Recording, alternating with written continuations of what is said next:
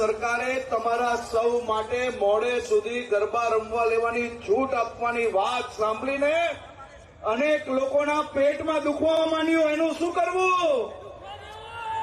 એનું શું કરવું? એ ગુજરાતમાં નહીં તો શું પાકિસ્તાનમાં જઈને ગરબા રમવાના મારે? હે? એ મોડા સુધી ગરબા રમવા લેવાના કે નહીં? તો બધા જ એક સાથે બોલ માડી અંબે,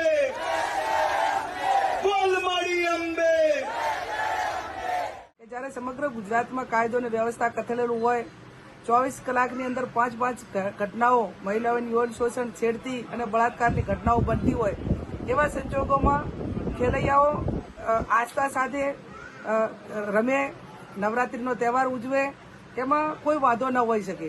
પણ એક રાજ્યના જવાબદાર એક ગૃહમંત્રી એવું કે અહીં નહીં રમે તો કે પાકિસ્તાનમાં રમશે. એટલે વાત કાયદો અને વ્યવસ્થાની છે કે તમારી તાકાત તો છે ને કાયદો અને વ્યવસ્થા જાળવવા માટેની, બેન દીકરીઓને સુરક્ષિત રાખવાની, અથવા તો તમારા ડિપાર્ટમેન્ટની એવી કોઈ તાકાત નથી કે જેના ખોફના કારણે અસામાજિક તત્વો આવી ઘટનાઓથી